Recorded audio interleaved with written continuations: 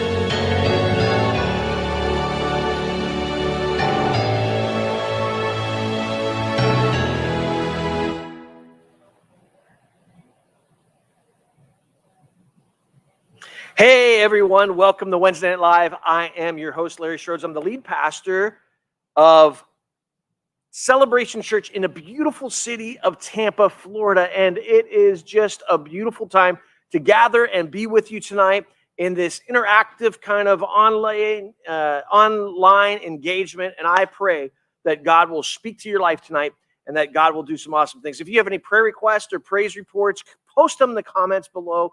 Whether you're watching live or on demand, we will be sure to make sure that we pray for you. And we're going to see God do some big things in your life tonight.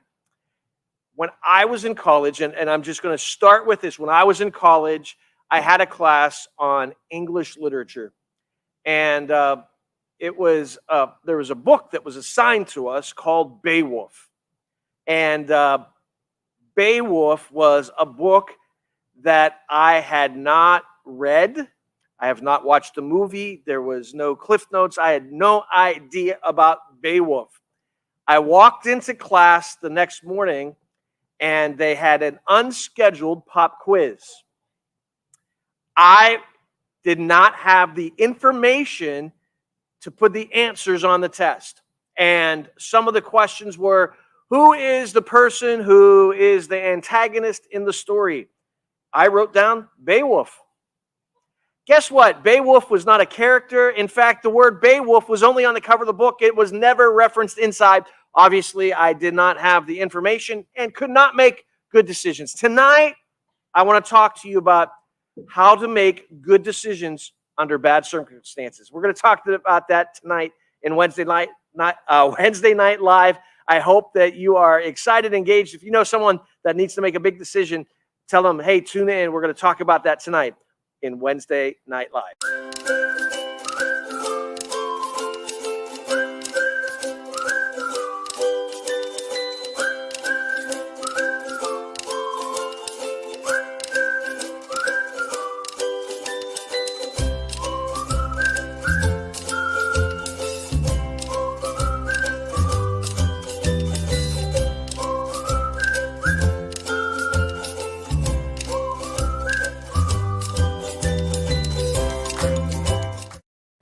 Hey, welcome back to Wednesday Night Live. I'm your host, Larry Schroeds. I am the lead pastor of Celebration Church in the beautiful city of Tampa, Florida. Hey, Debbie, good to see you tonight. Welcome. Hope things are going great for you in Ohio. We love you and have been praying for you and your family. Hope all is well your way. I'm talking tonight about how to make good decisions under I want to say bad circumstances, but how about challenging circumstances? Because I don't really believe there's necessarily bad circumstances because God can work it all together no matter what we're going through, right? Now, life is full of choices. We have lots of choices, like what choice of topping do you put on your ice cream?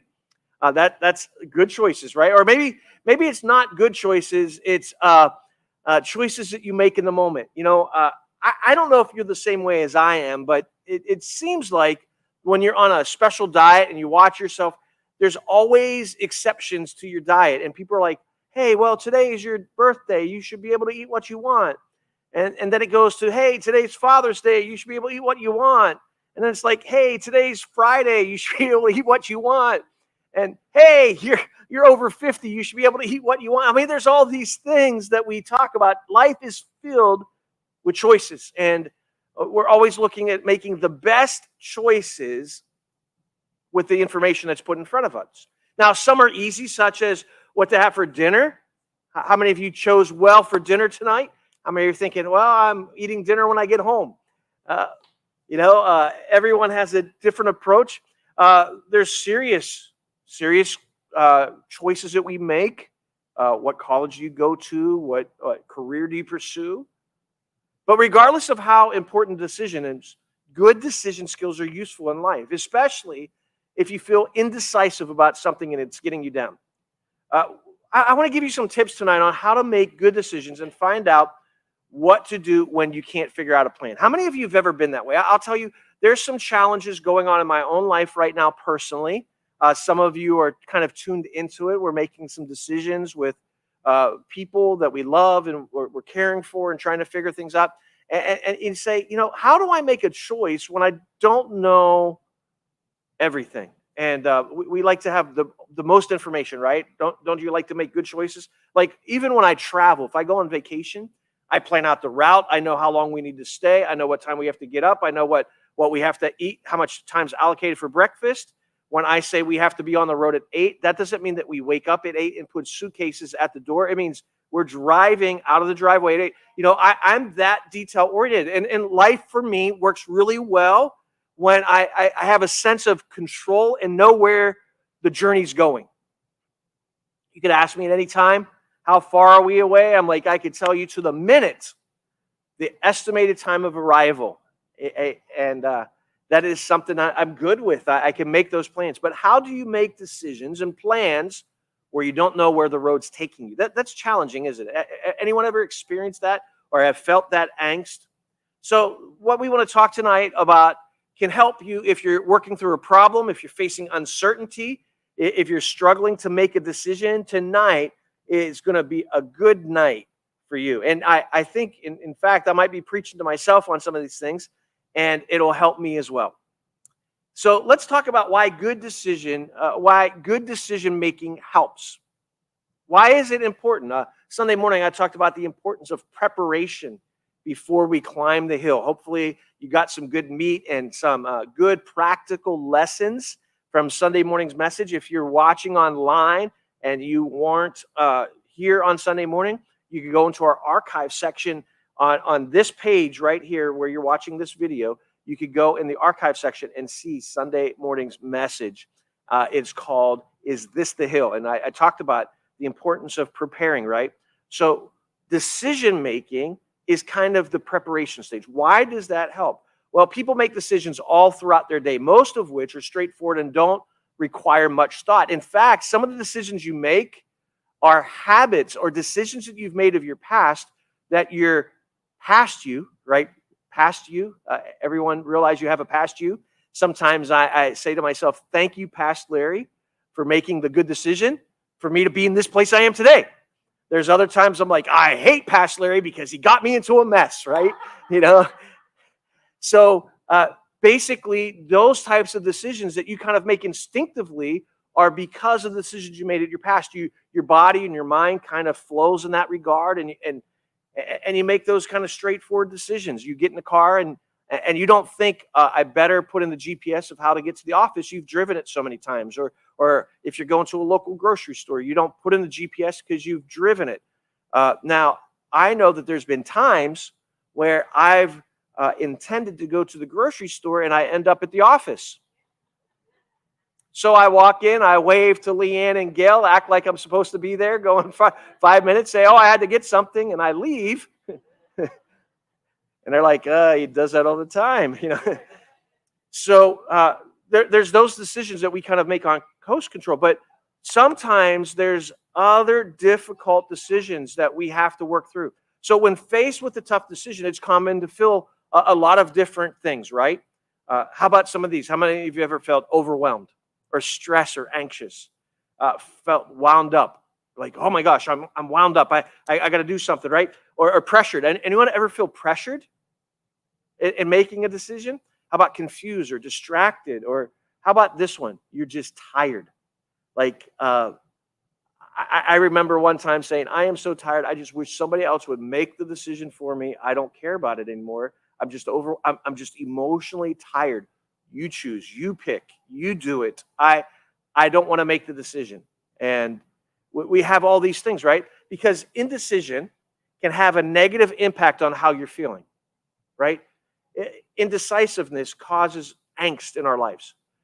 Sometimes even when we decide, I'm going to do this and it's going to be challenging and it's going to be difficult, we still have peace, right?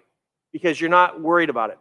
I think the times in my life that has been the most frustrating is when there's been like an indecisive, or there's not really a decision. Some of you know many years ago, I had shoulder surgery. Prior to having shoulder surgery, I went and had x-rays, and they did where they shot the dye in your arm and tried to find anything, and they couldn't find anything wrong with me. So for a year, I had all this pain, and the doctor said, we don't know what's wrong. And I remember one time saying to my doctor, maybe it's just all in my head. He goes, no, it's all in your shoulder. But I'm like, okay. Am I going to a comedian or the number one orthopedic surgeon in Florida? I think his website said number one orthopedic surgeon in Florida, not a comedy gig. So for a year, I was just frustrated because I just thought I was going to have to live with this pain the rest of my life. There was no direction. I would rather them tell me, listen, your arm is fractured and you need surgery or whatever. This indecisiveness in the pain, I'd rather know what the outcome was going to be, even if it was going to be a challenge. Indecisiveness probably creates more angst than facing challenging times. And we have to learn how to fight through that indecisive times, in those moments where we're overwhelmed, we don't know what to decide, we don't know what the next step is, and how do we make those decisions. So let me give you some tips for making decisions. Step number one, don't let stress get the better of you. It's easy to feel stressed out and anxious when you're facing a tough choice. You might tend to rush your decisions without thinking them through, or you avoid making a decision at all because the stress has put you off of your game. If you're feeling anxious about a decision, try to manage your stress so that it doesn't cloud your thinking. Because if you're making a decision I'm just going to hurry up and make a decision to get out of the pain, I just need to decide something, you can actually create more challenges for yourself. The next step you take is the most important step. And you need to be able to make a clear decision, and allowing stress to make you decide is not healthy. Are you guys with me? If you're online and you're watching and you say, yeah, I got to deal with the stress, because how many of you have ever made decisions just to get out of the stress? Like, I'm feeling so stressed, I'm just going to decide this. And then you go, you know what? I just made my stress actually worse because I didn't make a sound decision. So step one, don't let stress get the better of you. Number two, give yourself some time, or I like to say some space. We need space, right? Even when you're forced with a very complicated, challenging, time crunch decision, you still need to give yourself as much time as possible. Now, I understand there's times where you have to lift the airplane and you don't have a lot of runway, and you're like, how do I get this thing up in the air? And you're stressed. Just know that God always has an out. God always has a plan.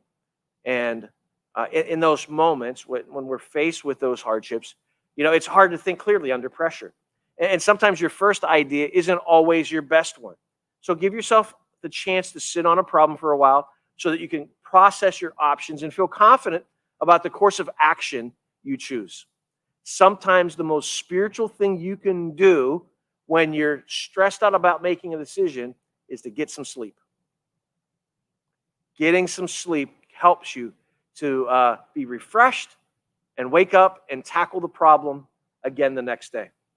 So number two, give yourself some time, if possible. Now listen, I know that there are those exceptions where you have to make a decision like in the moment or right then and there.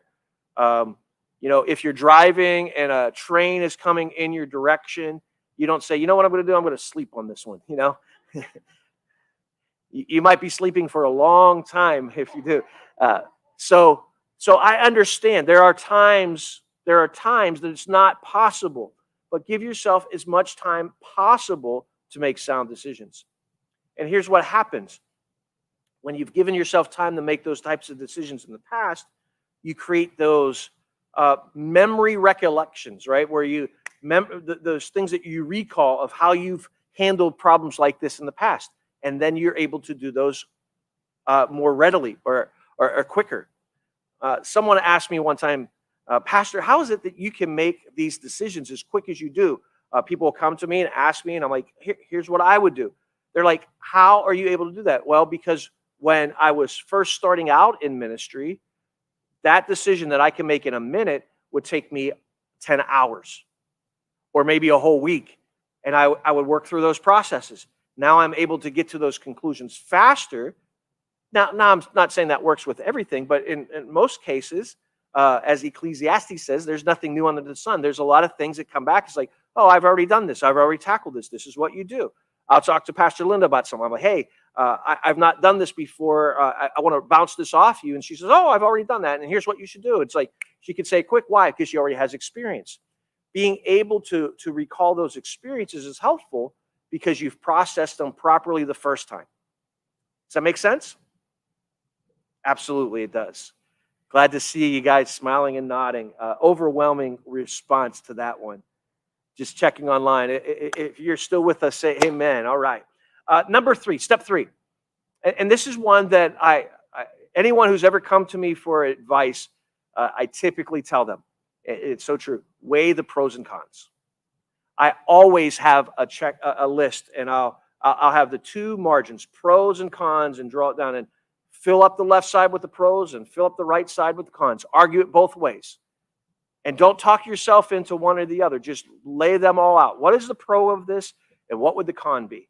And just be able to map them out. Well, if I do this, this is the pro. But how many of you know that sometimes the pros also are a con?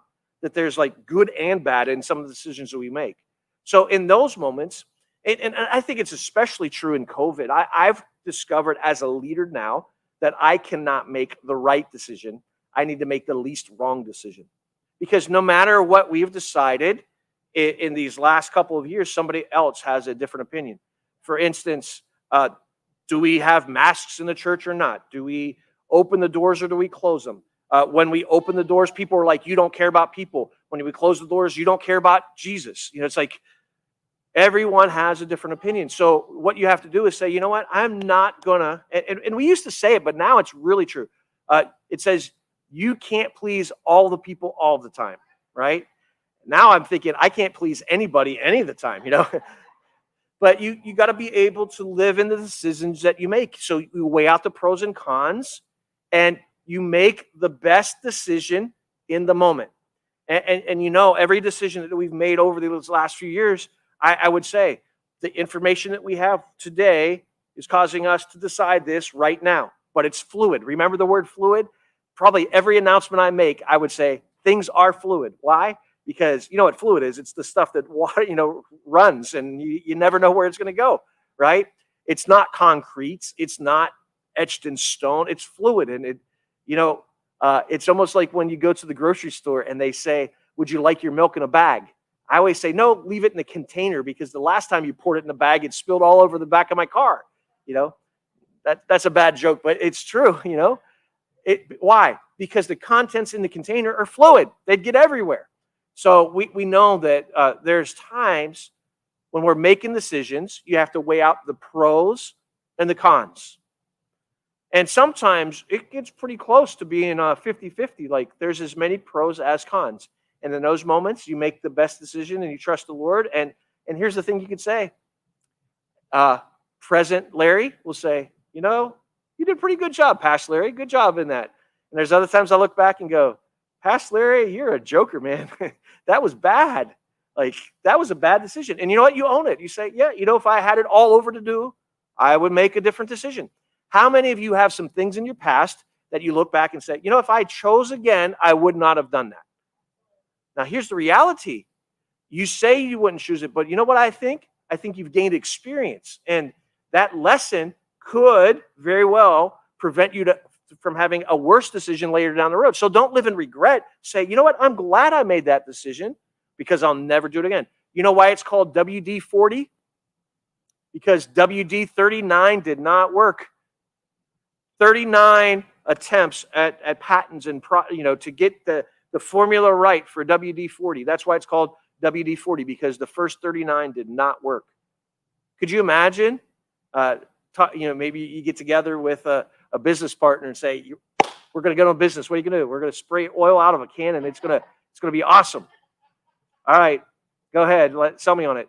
So you come and you have this presentation. You show them WD-5, and you squirt it on something, and it's a mess, and it doesn't work. And you're like, all right, I'll come back. Come back 39 times. Can you imagine, like, all right, why is number 40 going to work and all the others didn't? And it's like, why? Because you're honing it, you're perfecting it. So don't look at your past mistakes as failures. Look at that as experience that you've learned, all the things you've eliminated, so that you can make sound decisions going forward. Never regret your decisions. Learn from them. Don't make them again. You say, what if the decision was wrong? Absolutely could have been wrong. But don't regret it.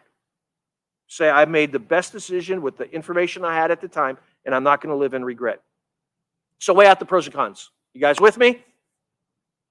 Good stuff. Thank you, Jacob. Step number 4, think about your goals and values.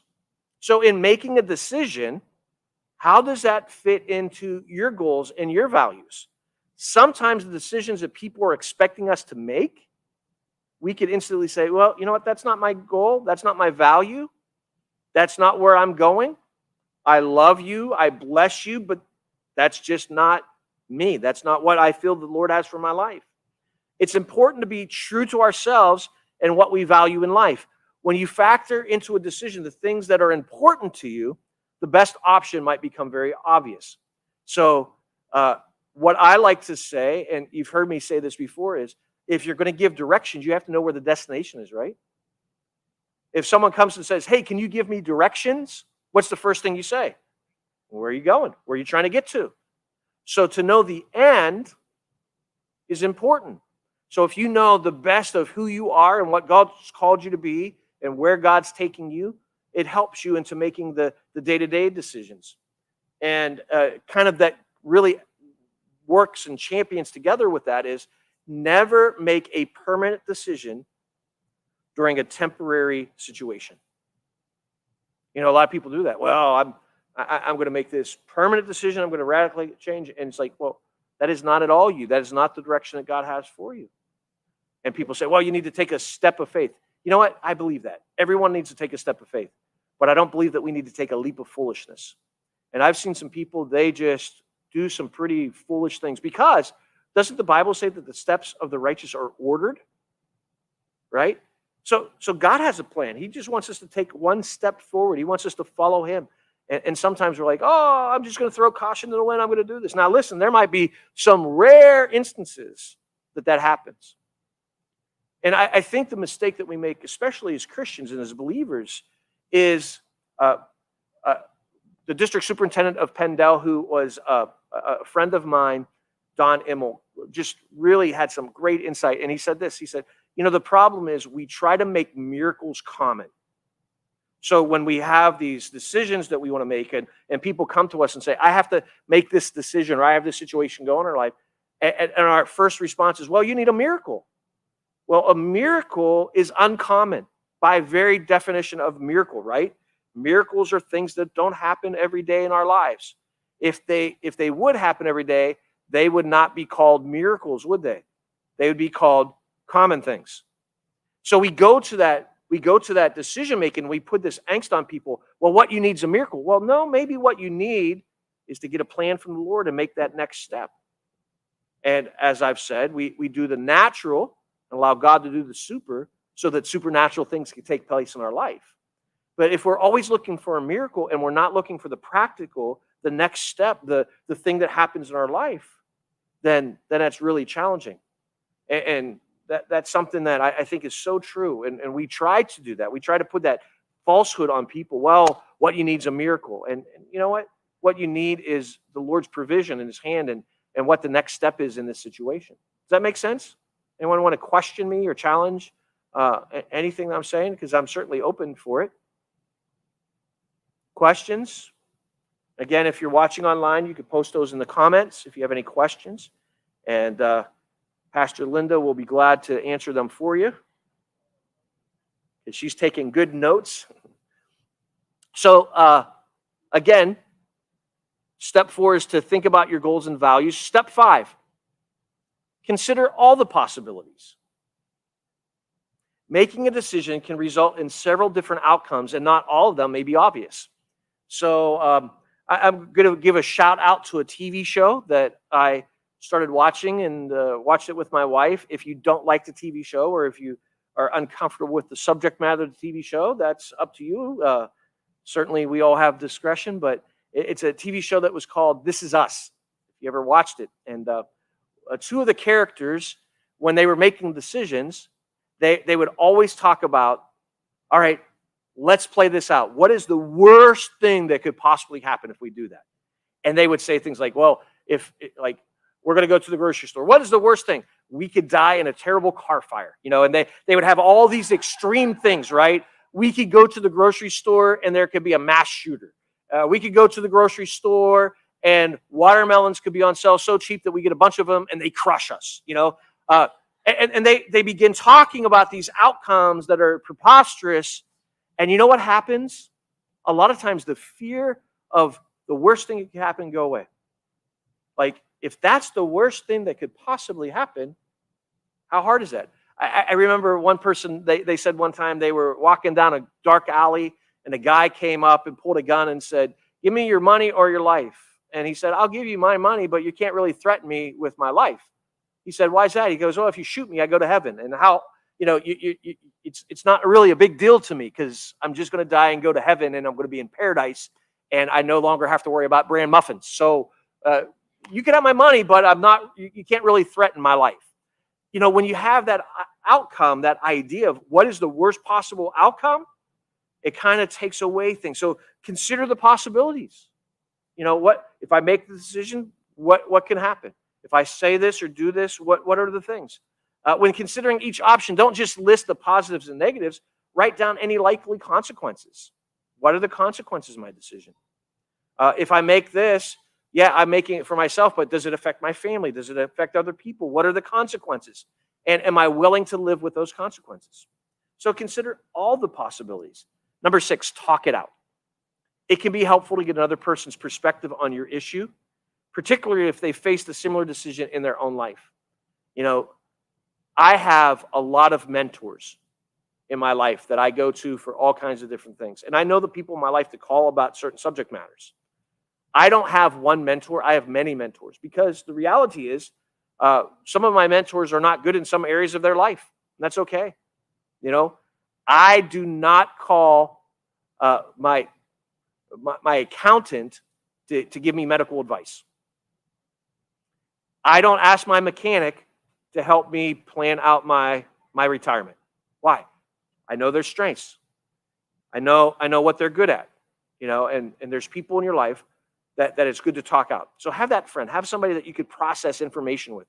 Have somebody that can say these words to you. I don't know that answer, but you know what? We could discover it together.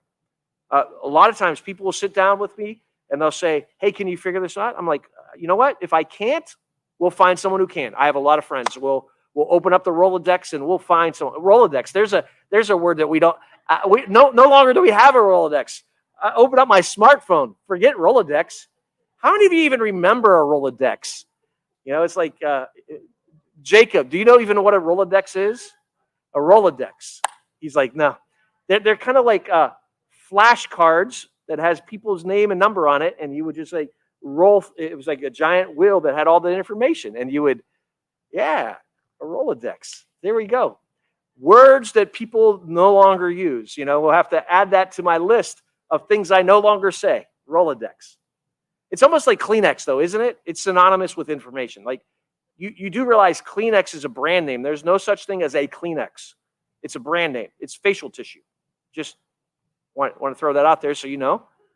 You don't say, hey, pass me some Kleenex. Kleenex is a brand name.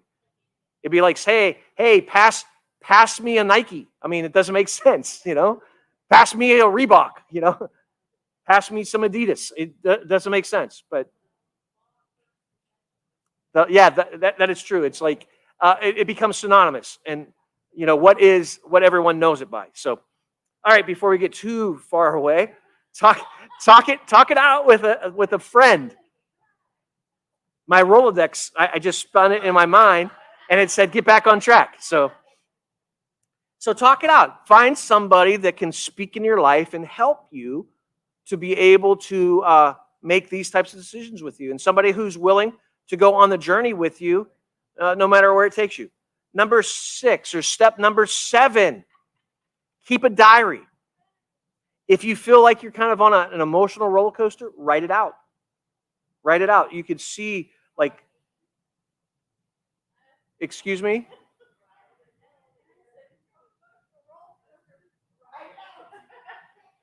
Write it out. Not RIDE. But this is important too, to write it out. I don't know if you know, I don't know. I have all this useless information, and now you're talking about roller coasters. Do you know why when you first get back on the roller coaster that you sit there for a little while?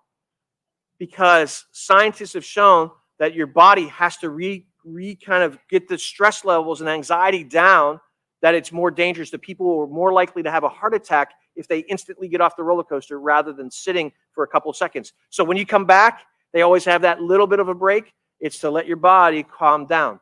So sometimes you do need to write it out, Pastor Linda. So I can take, as the Lord says, I can take all things and work them together for the good. But I meant to write it out. Write out so that you could look and say, you know, why do I keep getting angst on this?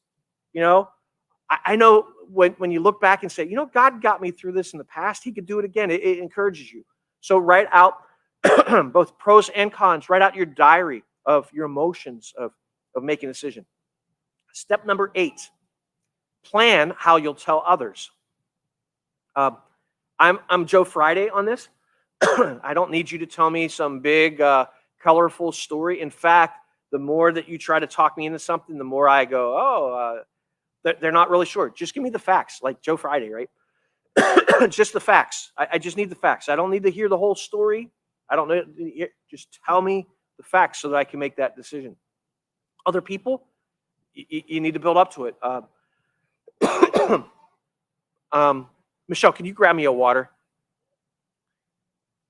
So plan on how you'll tell others. Say, oh, okay, if I'm going to talk to Pastor Linda about this, this is my approach to talk to her. I'm going to talk to Pastor Linda different than maybe someone I just met or somebody I don't know. Why? Because we have a longer runway. I could say something to her, and she's like, hey, I already know kind of how he thinks about things, and it's a shorter, quicker dialogue because I don't have to give her as much explanation. When Pastor Linda first came on staff with us, I would give her the backstory and the reason why I'm making the decisions I make. And thank you so much. I would give more of the backstory and the whys and hows and thinking through those things. But now we're able to have quicker conversations on those things. Now there's other things that we have to dialogue more. We're discovering something deeper or different or whatever. But for the most part, we could go through a list of 20 things in like 15 seconds now because she knows where I'm coming from. I don't have to go, well, this is why. You know, the reason why I made this decision is because this and that. She now knows, oh, he probably has a lot of reason why he made that, and she trusts it. Or she might already know. And that's where it comes to now. She'll come to me and say, well, I already know what you're going to say, but I need to still ask you. I'm like, yeah, you're right. That's what I was going to say. So go ahead and do it. When I was out of town on my vacation last summer, she made some decisions. Her and Pastor Michelle had to make some decisions that were time sensitive. They couldn't wait for me to get back. I was also out of the country and could not be reached. And she made those and said, I want to let you know the decisions I made. And I thought this is what you'd want, but I still want you to be aware of them. Every single one of them was perfect. Why? Because she knows my voice. So find people how you're going to tell them. You practice that out in your mind. Well, if I want to make a decision, I need them, and it involves them. How am I going to say it to them? So put yourself in their shoes to help think of a good way to manage the situation. And then step number 9, rethink your options. Now that you've gone through it, you've processed it all, you've talked it all out, rethink your options. The worst thing that you can do is to talk yourself into making one decision, one thought, and then just eliminate all the other choices that you had. Sometimes by talking through and processing it, you'll go back to something that you eliminated at the beginning and go, you know what, that really wasn't such a bad idea now that I think about it.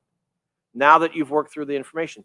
So if you're up against a lot of pressure over a decision, or there's some new factors to consider, look over your options again. You might decide that your original decision is still the best one, but give yourself the option of changing course. Here's a practice that I like to do. If we're making a decision, right, and we need to come up with a solution to a problem, what I'll say is, hey, can you bring me 3 solutions to that? 3 choices of how we can solve this problem. Now, why do I do that? Well, because if you come with one choice and say, well, this is what I believe the answer is, you know what you're going to do? You're going to dig in and you're going to fight that one choice. You're going to think this is the right choice. But if you come with 3 or 4 choices right from the beginning, you go, you know what? There's more options. I know there's more options, and you might be more open to include some of my options with your 4. So now we throw them all out, we build them out, and we're like, you know what? Now we have like 8 options instead of me saying, you know what? I don't like your one option, right? I always say, don't bring me true or false, bring me multiple choice. Don't bring me an essay, bring me multiple choice. I don't need you to sell me on your one idea. Let's hear your 4 ideas, and then let's process those together. And that helps to make good decisions. And that's true in the church level or leadership, but it also is very true in the decisions you're making. So what are the choices? What are the options? Try to map out as many options as you can. I'll say to Leanne, what are some options I'm not thinking about? Tell me about this. I don't know about this subject matter. What are things I should be thinking through? The more options you have, the more likely you're going to find the right one instead of being pressed on one time. And then let's just talk about some of the practical things. If you're having a tough time, if you're feeling overwhelmed with negative feelings because you're facing a tough decision, it's important to look after yourself. Now, I'm going to say a word that I know, I guess, has become a word that you can't tell people because they become offended at it. It's if I say, hey, relax. People are like, don't you tell me to relax. So I will not tell any of you to relax, but here's a word I'll tell you. Breathe. Breathe. Give yourself some space. Take time for yourself so that you're making the best choice. I'm not going to breathe. Well, then you're going to pass out, and then when you come to, you'll have to think that you already had your rest. So hold your breath. I love my sister used to do that. I want my way, and if I don't get it, I'm going to hold my breath. I'm like, go ahead, knock yourself out. You know? I don't know why this is a thing. Like, oh, please don't hold your breath. Like, but anyhow, that's a nice memory to remember. If you're finding your indecision over a situation is affecting how you get on day to day, because that's what happens, right? Oh, I have this overwhelming thing, and now it's affecting your life. It's affecting your personal life. It's affecting your rest. All these things. Why? Because I got to make this decision, and I don't know the answer.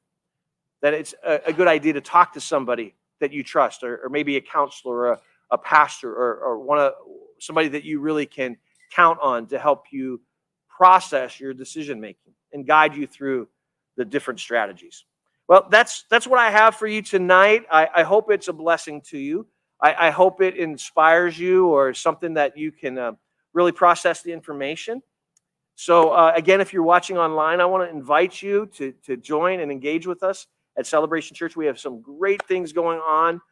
You can find out more about what's going on at our church by going to celebrationtb.updates.church. And there's our online bulletin with some of the activities and events coming up. Also, you could go to our website, celebrationtb.church, and you can find out more about our church and ministries there. Sunday morning is going to be powerful. We have an incredible speaker. One of the best speakers in the entire planet is going to be speaking this Sunday morning. Pastor Linda, our very own Pastor Linda, is going to bring a message, and it is going to be powerful. It is going to encourage you. I'm telling you, she sent me kind of what she was getting ready to preach on, and I'm like, oh, wow, that is just absolutely powerful. And if you've never heard Pastor Linda preach, you are going to be blessed. I know I'm building it up big.